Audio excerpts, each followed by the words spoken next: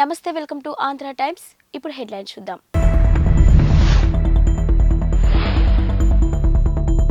రాష్ట్రంలో జగనన్నను మళ్లీ సీఎం చేసుకునేందుకు ప్రజలు సిద్ధం.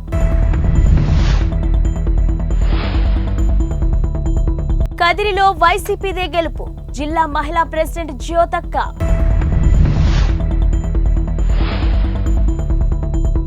8 మంది బీసీలను మంత్రులుగా చేసిన ఘనత చంద్రబాబుదే. ఇంటింటికి జగనన్న సీనన్న ఎన్నికల ప్రచారంలో భాగంగా బ్రహ్మరథం పట్టిన నియోజకవర్గ ప్రజలు. ఇక ప్రతిపక్షాల మాయా మాటలు నమ్మొద్దు, మేము సైతం సిద్ధం. ఎన్నికల ప్రచారంలో మహిళలు జోరందుకున్న ఎన్నికల ప్రచారం. రెడ్డి నగర్ ఆంజనేయ స్వామి గుడిలో పార్టీ నేతలతో కలిసి ప్రత్యేక పూజలు నిర్వహించారు. నర్సారావుపేట నియోజకవర్గంలోని ఎన్నికల ప్రచారాన్ని ప్రారంభించిన నర్సారావుపేట గౌరవ శాసనసభ్యులు డాక్టర్ గోపిరెడ్డి శ్రీనివాసరెడ్డి. నర్సారావుపేట నియోజకవర్గం పరిశీలకులు షేక్ గులాం రసూల్. ఈ సందర్భంగా నర్సారావుపేట శాసనసభ్యులు డాక్టర్ గోపిరెడ్డి శ్రీనివాసరెడ్డి, నర్సారావుపేట నియోజకవర్గం పరిశీలకులు షేక్ గులాం రసూల్ మాట్లాడుతూ రాష్ట్ర ప్రభుత్వం ఈ 4.5 ఏండ్లలో చేసిన అభివృద్ధి సంక్షేమ పథకాలను ప్రజలకు వివరించి ఓట్లు అడుగుతున్నామని అన్నారు. ఈ ఎన్నికల్లో అత్యధిక మెజార్టీతో విజయం సాధించడం ఖాయమని ఆయన ధీమా వ్యక్తం చేశారు.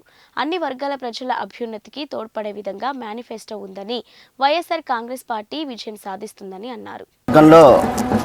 ఎన్నికల శంఖారావాన్ని మోగిస్తూ ఈరోజు మొట్టమొదటిసారిగా 3వ డివిజన్ నుంచి ఈరోజు ప్రచారంలో భాగంగా ఈరోజు చూస్తూ ఉంటే తెలుగుదేశం పార్టీ వాళ్ళు నరసరావుపేట సీటుని ఎందుకు ఇవ్వట్లేదనేది ఈరోజు ప్రజల్లోకి వెళ్ళి చూస్తూ ఉంటే నిజంగా నేనైతే గుంటూరు పరిశీలకులుగా వచ్చినప్పుడు నేను ఇక్కడేదో అసలు ఇక్కడ పార్టీ ఎందుకని స్ట్రాంగ్గా ఉందా లేదా అనేది చూడటానికి వస్తే ఏ గడపకి వెళ్ళినా కూడా ఈరోజు 99% ప్రజలు ఈరోజు ఎంతో హర్షాలు చేస్తూ మహిళలు కూడా స్వచ్ఛందంగా బయటకు వచ్చి ఈరోజు గోపిరెడ్డి శ్రీనివాసరెడ్డి గారిని, డాక్టర్ గారిని ఎట్టి పరిస్థితుల్లో కూడా మళ్ళీ ఎన్నికలు ఎప్పుడు వస్తాయి, ఎప్పుడు వాళ్ళకి మళ్ళీ మనం విజయం చేకూర్చే విధంగా కూడా ముందుకు సాగాలని చెప్పని పెద్ద ఎత్తున బ్రహ్మరథం పట్టడమే కాకుండా మహిళలు కూడా స్వచ్ఛందంగా అపార్ట్మెంట్స్లో నుంచి వాటి నుంచి వచ్చి వాళ్ళ యొక్క హారతులు ఇస్తూ ఉంటే చూస్తూ ఉంటే నిజంగా తెలుగుదేశం పార్టీ ఇక్కడ అభ్యర్థిని పెట్టడానికి కూడా వాళ్ళ వెన్నులో ఎందుకు వణుకు పుడుతుందా అనే విషయం కూడా చాలా స్పష్టంగా అర్థమైంది. నరసరావుపేట నియోజకవర్గంలో ఈరోజు ఎన్నికల ప్రచారం పట్టణంలో 23వ వార్డులో ప్రారంభించుకోవడం జరిగింది.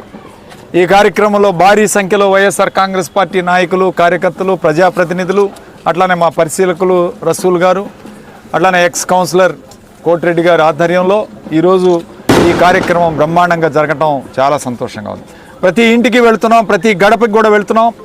ప్రజలు జగన్మోహన్ రెడ్డి గారు చేసిన మంచి పనులు, ఈరోజు సంక్షేమ పథకాలు అందరికీ కూడా చేరటం, కులాలకు అతీతంగా, పార్టీలకు అతీతంగా, మతాలకు అతీతంగా ఈరోజు ప్రతి ఒక్కరికి కూడా పథకాలు అందజేయటం చాలా గొప్ప విషయం.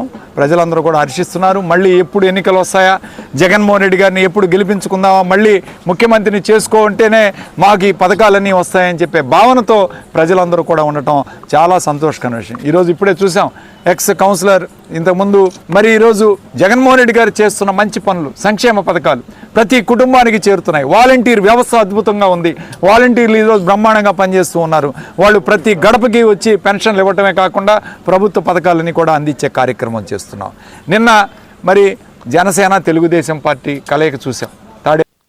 ఈ వార్త న్యూస్ నెంబర్ 1. కదిరి నియోజకవర్గంలోని వైఎస్ఆర్ కాంగ్రెస్ పార్టీని అత్యధిక మెజార్టీతో గెలిపించడంతో పాటు ముచ్చటగా 3వసారి జెండా ఎగరవేస్తామని ఆ పార్టీ జిల్లా మహిళా అధ్యక్షురాలు అరుణ అలియాస్ జ్యోతక్క పేర్కొన్నారు.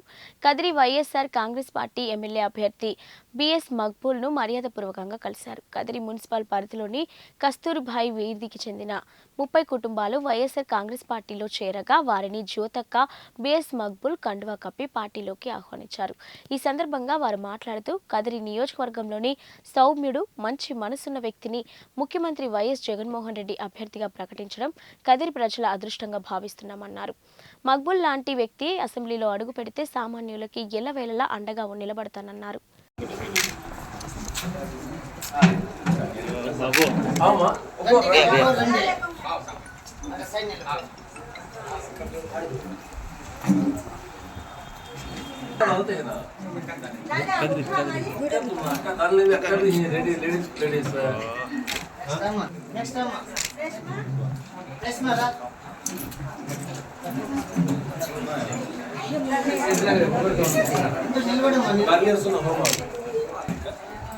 Bang Piro Majar. Next time,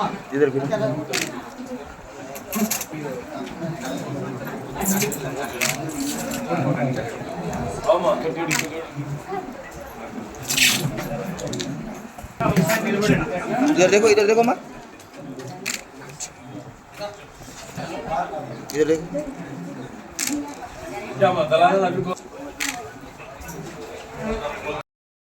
MLA candidate YSR party తరఫున ఆయనను కదిరి నియోజకవర్గంలో అత్యంత మెజార్టీతో గెలుపొందించుకొని మన పార్టీని ఇంకా బలంగా ముందుకు తీసుకెళ్ళి అట్టడుగు వర్గ ప్రజలను మనము ముందరికి నడిపించి వాళ్ళ బాగోగులను, వాళ్ళ సాధక బాధకాలను, వాళ్ళ కష్ట నష్టాలను కూడా అన్నీ పంచుకోవాల్సిన బాధ్యత మనందరిపైన ఉంది. ముఖ్యంగా ఇప్పుడు ముందుకు వచ్చినటువంటి క్యాండిడేట్ మబ్దుల్ బాషా అన్న పైన ఈ బాధ్యత ఎక్కువ ఉంటుందని చెప్పేసి, నియోజకవర్గం పైన ఈ ప్రజలకందరికీ కూడా న్యాయం చేస్తాడని చెప్పేసి ప్రజల పక్షాన్ని నిలబడి ప్రజలు అత్యధికంగా మెజార్టీ సంపాదించుకొని మెజార్టీతో గెలుపొంది మన నియోజకవర్గానికి ఎమ్మెల్యేగా, నూతన ఎమ్మెల్యేగా రాగలుగుతాడని చెప్పేసి నేను బలంగా నమ్ముతున్నాను. గుంటూరు జిల్లాలోని తెదేపా కార్యాలయంలో గురువారం నాడు జైహో బీసీ కార్యక్రమాన్ని నిర్వహించారు. ఈ కార్యక్రమంలో తాడికొండ తెలుగుదేశం పార్టీ ఎమ్మెల్యే అభ్యర్థి తెనాలి శ్రవణ్ కుమార్ మాట్లాడుతూ 8 మంది బీసీలను మంత్రులుగా చేసిన ఘనత చంద్రబాబుదే అని కొనియాడారు. వైకాపా పార్టీ వెనుకబడిన వర్గాలను అమానవీయంగా హత్య చేశారని ధ్వజమాడారు. ఈ కార్యక్రమంలో గుంటూరు తూర్పు ఇన్ఛార్జ్ మహమ్మద్ నజీర్, నగర పార్టీ అధ్యక్షుడు డేగల ప్రభాకర్ తదితరులు పాల్గొన్నారు. రాజకీయ పదవుల్లో భాగంగా స్థానిక సంస్థల్లో 20% రిజర్వేషన్ ఇచ్చి అనేక మందిని సర్పంచులుగా, ఎంపీటీసీలుగా, జిల్లా పరిషత్ చైర్మన్లుగా, కౌన్సిలర్లుగా, కార్పొరేటర్లుగా, చైర్మన్లుగా కూడా చేసిన సంగతిని మనం మర్చిపోకూడదు. ఆ తర్వాత అదే వరవాడిని చంద్రబాబు నాయుడు గారు కొనసాగించి సమాజంలో సగభాగం ఉన్న బీసీలు, 50% పైగా ఉన్న బీసీలని అన్ని రంగాల్లో అభివృద్ధి తీసుకురావాలనే ఉద్దేశంతో 33.4 దాదాపు 34% రిజర్వేషన్లు పెంచి అనేక రంగాల్లో ముందుకు తీసుకొచ్చారు. అంతేకాకుండా అసలు బీసీ సంక్షేమానికి ఒక విభాగం అంటూ ఉండేది కాదు. సోషల్ వెల్ఫేర్లో ఒక భాగంగా ఉండేది తప్ప బీసీ సంక్షేమ శాఖ అనే ఒక శాఖ లేదు. దాన్ని కేవలం తెలుగుదేశంగా పార్టీ తీసుకొచ్చింది. అంతేకాదు నారా చంద్రబాబు నాయుడు గారు బీసీ సంక్షేమ విభాగాన్ని ప్రత్యేకంగా ఏర్పాటు చేశారని కూడా మీకు గుర్తు చేస్తాం. అంతేకాదు రెసిడెన్షియల్ స్కూల్స్ పెట్టింది ప్రత్యేకంగా బీసీలకి తెలుగుదేశం పార్టీ. ఏలేశ్వరం మండలం తూర్పు లక్ష్మీపురం గ్రామంలో బీజేపీ జిల్లా అధ్యక్షుడు చిలుకూరి రామ్ కుమార్ పర్యటించారు. గత 10 రోజుల క్రితం గ్రామంలో నూతనంగా ఏర్పాటు చేసిన బీజేపీ జెండాను గుర్తు తెలియని వ్యక్తులు జెండాను పీకి జెండా ఫోల్ను వంచి ఈ ఘటనను చిలుకూరి పరిశీలించారు. అనంతరం నూతన బీజేపీ పార్టీ జెండాను ఆవిష్కరించారు. ఆయన ఈ సందర్భంగా మాట్లాడుతూ, ఇటీవల 10 రోజుల క్రితం ఇక్కడ నా చేతుల మీదుగా జెండా ఆవిష్కరణ జరిగిందని, బీజేపీకి పెరుగుతున్న ఆదరణను చూసి గుర్తు తెలియని దుండగులు జెండా ఫోల్ను వంచి జెండాను పక్కనే ఉన్న కాలువలో పడేయడం దారుణమని అన్నారు. ఈ చర్యకు పాల్పడిన వారిపై చట్టపరమైన చర్యలు తీసుకోవాలని కోరారు.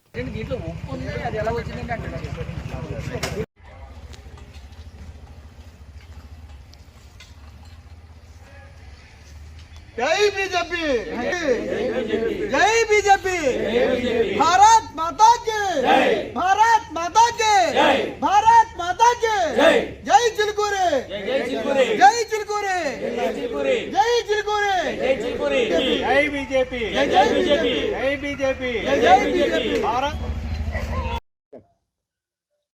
ప్రతిపాడు నియోజకవర్గంలో ఏలేశ్వరం మండలంలోని తూర్పు లక్ష్మీపురం గ్రామంలో మా స్థానిక కార్యకర్తలు, బీజేపీ కార్యకర్తలు జెండా దిమ్మ కట్టి జెండా ఎగిరేయడం జరిగింది. నేనే స్వయంగా వచ్చి జెండా ఎగిరేయడం జరిగింది. దాన్ని ఇక్కడ సంఘ వ్యతిరేక శక్తులు జెండాని లాగేసి ఆ దిమ్మని కూడా డిస్టర్బ్ చేసి పాడు చేయడం జరిగింది. ఆధారాలు లేవు గనక మేము ఏ పార్టీ వారు చేశారని ఆరోపణ చేయట్లేదు, కానీ ఈ ప్రభుత్వం యొక్క వైఫల్యం కూడా కనిపిస్తూ ఉంది. మేము పోలీస్ స్టేషన్లో కంప్లైంట్ ఇచ్చాము, కానిస్టేబుల్ గారిని పంపడం జరిగింది, వారు ఇన్వెస్టిగేట్ చేస్తారు. ఇంతకుముందు కూడా పరిమితడక గ్రామంలో, దగ్గరలో ఉన్న పరిమితడక గ్రామంలో కూడా మేము కట్టిన జెండా దిమ్మకి ఈ వైసీపీ వాళ్ళు జెండా కూడా కట్టడం జరిగింది. అది మా స్థానిక కార్యకర్తలు గమనించి వెంటనే ఆ జెండాని తొలగించేయడం జరిగింది. మరి దానికి ప్రతిచర్యగా ఇది చేశారా లేదా వేరే వ్యక్తులు, వేరే పార్టీ వాళ్ళు చేశారా అని పోలీసు డిపార్ట్మెంట్ వాళ్ళు ఇన్వెస్టిగేట్ చేసి తేల్చాల్సిన అవసరం ఉంది. భారతీయ జనతా పార్టీ ప్రతిపాడు నియోజకవర్గంలో రోజు రోజుకి బలోపేతం అవుతూ ఉంది. వికసిత్ భారత్ యాత్రలో భాగంగా కేంద్ర ప్రభుత్వ పథకాలు ఏవైతే ఉన్నాయో అవన్నీ కూడా ఇక్కడ ప్రజలకి ఊరూరా వివరించడం జరిగింది. మంచి అవగాహన కల్పించడం జరిగింది. కేంద్రం ఇచ్చే నిధులు ఏ స్కీమ్కైనా కానీ 60-90% వరకు కేంద్ర ప్రభుత్వ నిధులే ఈ పథకాల్లో. కానీ నియోజకవర్గం రౌతులపూడి మండలంలో ప్రత్తిపాడు నియోజకవర్గ ఇన్ఛార్జ్ వరపుల సుబ్బారావు గారు మరియు కాకినాడ పార్లమెంట్ అభ్యర్థి శ్రీ చలమల శెట్టి సునీల్ గారు రౌతులపూడి గ్రామంలో గడప గడపకు మన ప్రభుత్వం కార్యక్రమంలో భాగంగా ఇంటింటికి పర్యటించి వచ్చే ఎన్నికల్లో ఫ్యాన్ గుర్తుపై ఓటు వేయవలసిందిగా అభ్యర్థిస్తూ గ్రామమంతా కలియ తిరిగి ఉన్నారు. ఏ విధికి వెళ్లినా సునీల్ గారికి జేజేలు పలుకుతూ ఎంతో ఆప్యాయంగా ప్రజలందరూ పలకరిస్తూ భారీ ఎత్తున మహిళలు హారతులిచ్చి ఆశీర్వదించారు. ఇక ఈ కార్యక్రమంలో రాష్ట్ర యువ నాయకులు వాసిరెడ్డి జమీల్ మరియు వాసిరెడ్డి భాస్కర్ బాబు తదితరులు పాల్గొన్నారు.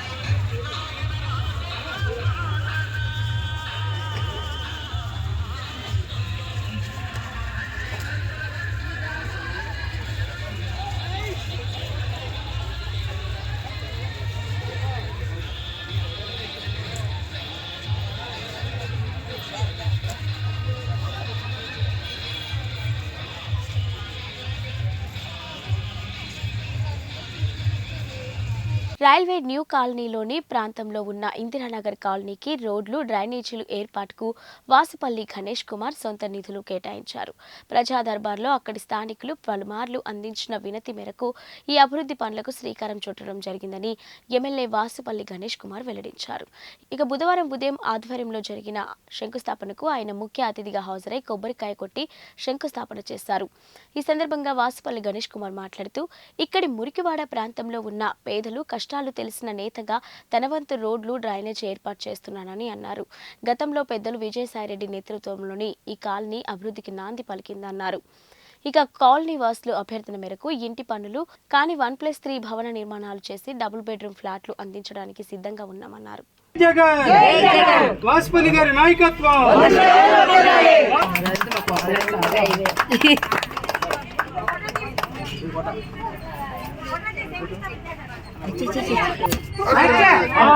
మాకు ఇంటి పని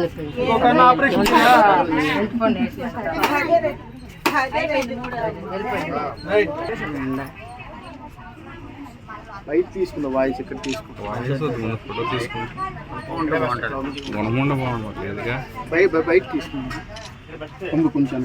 పొట్టి శ్రీరాములు నెల్లూరు జిల్లా ఆత్మకూరు పట్టణంలోని హెచ్పి పెట్రోల్ బంక్ పక్కన దంత వైద్యశాలను senior civil surgeon doctor Avinash ప్రారంభించారు.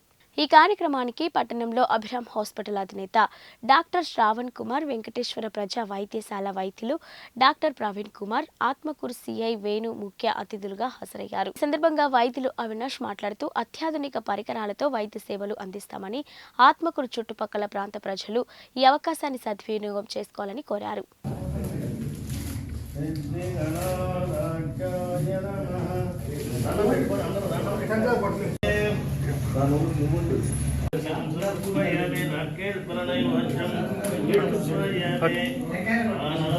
Okay sir.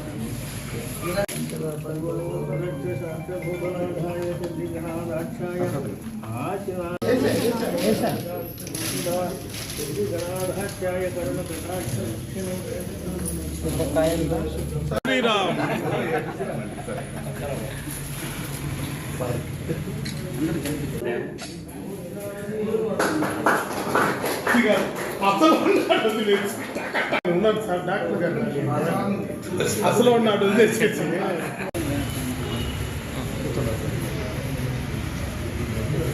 ఇప్పుడు డెలివరీ సార్ మీరు చాలా పొడవు సార్.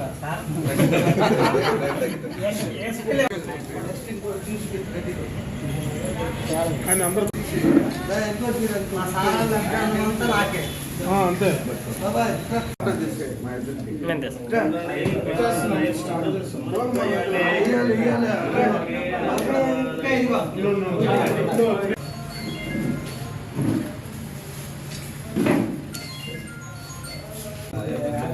నెల్లూరు జిల్లా అనంతసాగరం మండలం ఉప్పలపాడు గ్రామంలోని రాష్ట్ర వ్యవసాయ శాఖ మంత్రి కాకాని గోవర్ధన్ రెడ్డి, స్థానిక ఎమ్మెల్యే మేకపాటి విక్రమ్ రెడ్డి పర్యటించారు.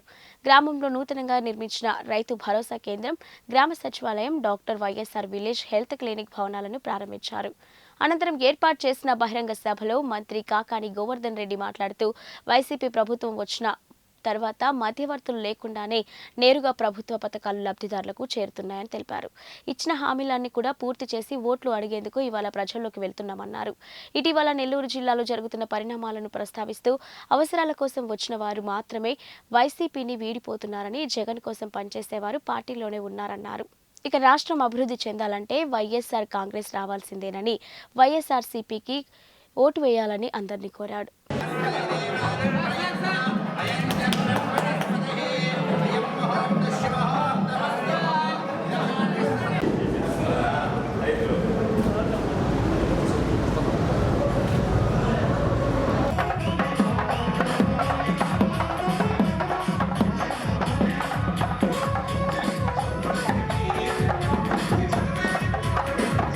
అందరూ చూసుకున్నారు. ప్రైవేట్ హాస్పిటల్ ఒక టెస్ట్ చేయాలన్నా కానీ ఒక 5,000 నుంచి 10,000 రూపాయలు అవుతాయి.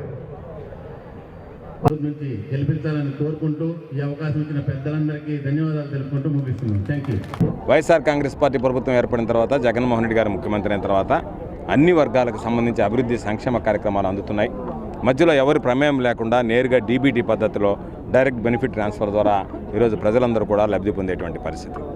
పెన్షన్లు ఇస్తున్నాం, అమ్మఒడి లాంటి కార్యక్రమాలు అమ్ముతున్నాయి, విద్యా దీవెన, వసతి దీవెన, రజకులు, నాయబ్రాహ్మణులు, టైలర్లకు సంబంధించినటువంటి జగనన్న చేదోడు, వైఎస్ఆర్ రైతు భరోసా, నేతన్న నేస్తాం, కాపు నేస్తాం, అదేవిధంగా అనేక రకాలైనటువంటి కార్యక్రమాలు, మత్స్యకార భరోసా, అనేక రకాలైనటువంటి కార్యక్రమాలకి ఈ ప్రభుత్వం రూపకల్పన చేసి ఇప్పుడు అన్నీ పూర్తి చేసి ఈరోజు ఓట్లు అడిగేటువంటి పరిస్థితి.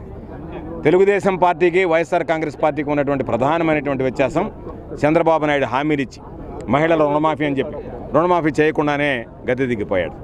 రైతుల రుణమాఫీ అని చెప్పి రైతుల రుణమాఫీ చేయకుండానే పదవి వదులుకుని వెళ్ళిపోయాడు. జగన్మోహన్ రెడ్డి గారు మహిళలకు సంబంధించి 4 విడతల్లో సంఘబంధాల సభ్యులకి ఎంతైతే బకాయిలు ఉన్నాయో సార్వత్రిక ఎన్నికలు జరిగే నాటికి వాళ్ళ ఖాతాలో జమ చేస్తానన్నాడు. 4 విడతలు జమ చేశాడు. అదేవిధంగా ఈరోజు రైతు భరోసా 12,500, 4 విడతలు 50,000 అన్నాడు. 1,000 రూపాయలు పెంచి 13,500 చేసి 5 విడతలకు పొడిగించి 50,000 అని చెప్పినటువంటి ముఖ్యమంత్రి గారు 67,500. అంటే చెప్పినటువంటి ప్రతి వాగ్దానాన్ని దాదాపుగా 99% ఈరోజు నిలబెట్టుకొని ప్రజల్లోకి వచ్చేటువంటి పరిస్థితి. కాబట్టి రొంటి వ్యత్యాసాన్ని గమనిస్తే ఈరోజు ప్రజలందరూ కూడా ఈరోజు జరుగుతున్నటువంటి విషయం మీడియా కాస్త హైప్ చేయడానికి ప్రయత్నం చేసినా, అనేక రకాలైనటువంటి విన్యాసాలు ప్రదర్శిస్తున్నా, ఈరోజు ఒక పక్క సిద్ధం సభలు జరుగుతున్నాయి, ఒక పక్క రా కదలిరా అని చెప్పి రకరకాలైనటువంటి సమావేశాలు జరుగుతున్నాయి. నిన్న చంద్రబాబుది, పవన్ కళ్యాణ్కి సంబంధించినటువంటి ఉమ్మడి సమావేశం జరిగింది. ఎవ్వరు కూడా ఈరోజు ప్రజలు ఆదరించకపోతున్నారు. ప్రజలు కలిసి రావడం లేదు. ఈరోజు గ్రౌండ్ లెవెల్లో క్షేత్రస్థాయిలో టీడీపీ జనసేనకు సంబంధించి ఎవరు కూడా పోటీ చేయడానికి ఉత్సాహం చూపించడం లేదు. ఓటు వేయడానికి ప్రజలు ఆస్తుత చూపించడం లేదు. కాబట్టి రేపు జరిగేటువంటి ఎన్నికల్లో మరలా చెప్తున్నా, సూర్యుడు తూర్పున ఉదయిస్తాడు, పడమట అస్తమిస్తాడనేటువంటిది ఎంత వాస్తవమో రేపు 2024లో మరో నెల లోపల జరిగేటువంటి ఎన్నికల్లో మరలా తిరిగి వైఎస్ఆర్ కాంగ్రెస్ పార్టీ అధికారంలోకి వస్తుంది. జగన్మోహన్ రెడ్డి గారు ముఖ్యమంత్రి అవుతాడు. ఈరోజు ఉన్నటువంటి అన్ని విధానాలు, రైతు పక్షపాత ప్రభుత్వం, మహిళా పక్షపాత ప్రభుత్వంగా, పేదల పక్షపాత ప్రభుత్వంగా ఏదైతే విధానాలు ఈరోజు జగన్మోహన్ రెడ్డి గారు ప్రవేశపెట్టాడో ఆ విధానాలన్నీ సమగ్రంగా సంపూర్ణంగా భవిష్యత్తులో కూడా కొనసాగుతాయి. కాబట్టి తప్పనిసరిగా వైఎస్ఆర్ కాంగ్రెస్ పార్టీకి ఆశీస్సులు అందించడానికి ప్రజలందరూ సిద్ధంగా ఉన్నారని చెప్పి ఈ సందర్భంగా తెలియజేస్తూ మమ్మల్ని ఈ కార్యక్రమానికి ఆహ్వానించినందుకు ఈరోజు సోదరుడు స్థానిక శాసనసభ్యుడు విక్రమరెడ్డి గారు ఈరోజు ప్రజల్లోకి వెళ్ళి ప్రజల సమస్యలు తెలుసుకుంటూ అతి కొద్ది కాలంలోనే ఈరోజు ప్రజల దగ్గర బ్రహ్మాండమైనటువంటి ఎమ్మెల్యేగా పేరు ప్రఖ్యాతులు తెచ్చుకున్నాడు. తెలంగాణ ప్రాంతంలో మావోయిస్టు కార్యకలాపాలు లేవని, రానున్న ఎన్నికల్లో ఎలాంటి అవాంఛనీయ సంఘటనలు జరగకుండా చర్యలు తీసుకుంటున్నట్లు రామగుండం పోలీస్ కమిషనర్ శ్రీనివాస్ అన్నారు. రానున్న పార్లమెంటు ఎన్నికల దృష్టిలో ఉంచుకొని మావోయిస్టుల ప్రభావిత ప్రాంతాల్లో పోలీసులు ముమ్మర కూంబింగ్ చేపడుతున్నారు. తెలంగాణ మహారాష్ట్ర సరిహద్దు ప్రాణహిత నది తీర ప్రాంతాల్లో డ్రోన్ కెమెరాలతో పోలీసులు నిఘా ఏర్పాటు చేశారు. నీల్వాయి పోలీస్ స్టేషన్ పరిధిలోని Venchapalli, ferry point, Neelwai police స్టేషన్ను Ramagundam police commissioner Srinivasulu, Mancherial DCP Sudhir కేకెన్లతో కలిసి సందర్శించారు. ఇంకా మావోయిస్టు ప్రభావిత ప్రాంతాల్లో ఎలాంటి అవాంఛనీయ సంఘటనలు జరగకుండా సరిహద్దు ప్రాంతాల్లో ముమ్మర తనిఖీలు చేపడుతున్నారు. ప్రజలు ఒక సురక్షితమైన, ప్రశాంతమైన వాతావరణంలో, స్వేచ్ఛాయుత వాతావరణంలో ఓటు వినియోగించుకునేలా చర్యలు చేపడుతున్నట్లు సిపి తెలిపారు.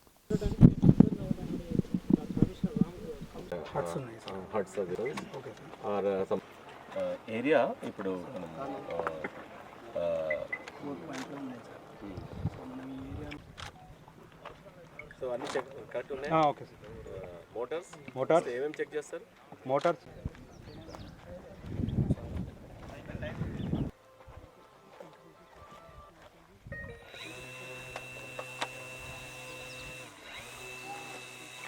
ఆటోలు ఇస్తారు.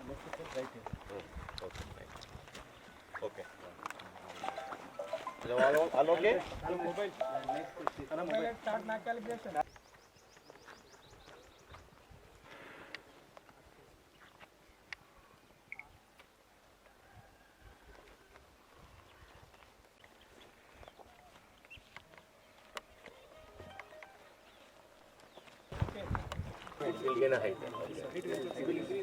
సపోజ్ ఇది ఇలా ఈ వాటర్ ఉంది కదా, సపోజ్ ఇఫ్ ఎనీ అదే అంతే స్టెబిలైజ్ చేస్తాం. మన కెమెరా ఎటు వెళ్తుందో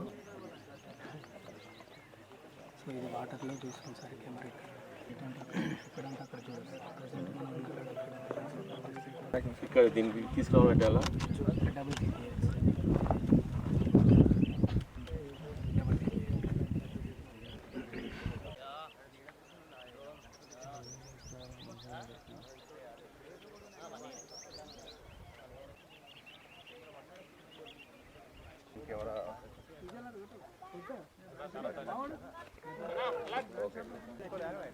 డబుల్ ట్యాప్ ఉండద్దా అని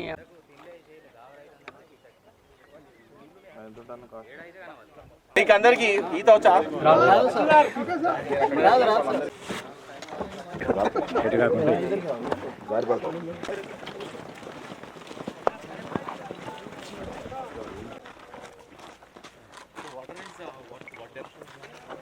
కూర్చోండి, చక్కగా కూర్చుంటాం.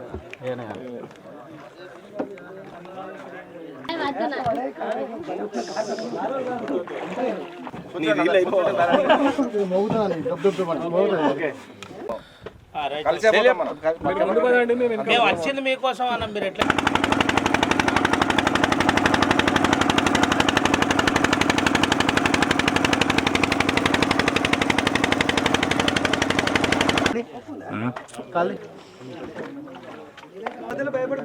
ఎంసీసీ కోర్ట్ స్టార్ట్ అవబోతుంది. దీంట్లో మనకు లోక్సభ ఎలక్షన్స్ రాబోతున్నాయి. లోక్సభ ఎలక్షన్స్ అక్రాస్ ఇండియా జరుగుతున్నాయి కాబట్టి మనకు ఏ అవాంఛనీయ సంఘటనలు జరగకుండా మనకి ఇక్కడ ఈ border police stations Neelwai and Kotpalli area, మా ఏరియా మనకు కవర్ అవుతుంది కమిషనరేట్లో. ఈ రామగుండం కమిషనరేట్లో ఏ బార్డర్ మొత్తం ఈ ప్రాణహిత బార్డర్ ఉందో ఆ బార్డర్ ఏరియాలో మనకు అదర్ సైడ్ మనకు మహారాష్ట్ర సిరోంచా డిస్టిక్ ఉంది. దాని తర్వాత ఇది ఇంతకుముందు బాగా అఫెక్టెడ్ ఏరియా ట్రాక్ రికార్డు ఉంది. దాంట్లో భాగంగా మనము ఇక్కడ కమింగ్ ఎలక్షన్స్లో దృష్టిలో పెట్టుకొని ఎలాంటి ఇన్సర్జెన్సీ ఇట్లా లోపలికి మన ఏరియాకి ఎవరు ఎక్స్ట్రీమిస్ట్ ఎల్డబ్ల్యూ వింగ్స్ ఎవరు రాకుండా ఉండడానికి కోసం మనము ఇక్కడ ఉన్న ఇన్ఫర్మేషన్ బేస్డ్ అయ్యి మనం ఈరోజు టెరైన్ అంతా ఎట్లా ఉంది, దాని తర్వాత మనం ఎంత పగడబందిగా దీన్ని మొత్తం సీల్ చేసుకోవచ్చు మనము అని చూసుకోవడానికి నేను డీసీపీ మంచిర్యాల తర్వాత ఆల్ అదర్ ఆఫీసర్స్ ఇక్కడ డిఎస్పీ గారు అందరూ వచ్చినాము. దాంట్లో భాగంగానే ఈ ఏరియాలో ఫెర్రీ పాయింట్స్ ఎన్ని ఉన్నాయి, ఈ ఫెర్రీ పాయింట్స్ క్రాస్ ఏరియాస్ ఎందుకు క్రాస్ చేయడానికి పాయింట్స్ ఏమైనా ఉన్నాయి, తర్వాత మన యొక్క ఇన్ఫర్మేషన్ ఏముంది ఇవన్నీ తెలుసుకోవడానికి ఇక్కడ రావడం జరిగింది. దాంట్లో భాగంగానే ఈరోజు ఈ బోట్లో వెళ్ళి ఆ ఫెర్రీ పాయింట్స్ అన్నీ చూసుకొని 2-3 ఫెర్రీ పాయింట్స్ని మేము అబ్జర్వ్ చేయడం జరిగింది. దాంట్లో భాగంగా మేము ఇక్కడ డ్రోన్ని కూడా ఆపరేట్ చేసాం పైన. ఎప్పుడు మనం ఫెర్రీ పాయింట్లు వాడుకోలేము, ఎందుకంటే ఇట్స్ ఫెర్రీ పాయింట్లో మనం ఫోర్స్ మూమెంట్ అనేది కష్టంగా ఉంటుంది. సో డ్రోన్ ఆపరేషన్ ఈరోజు కూడా స్టార్ట్ అయింది. డ్రోన్ ఆపరేషన్లో భాగంగా మనకు తర్వాత ట్రాకింగ్ ఇది ఇప్పటి వరకు ఉన్న బులెటిన్ అప్డేట్స్. మరిన్ని అప్డేట్స్తో మళ్ళీ కలుద్దాం.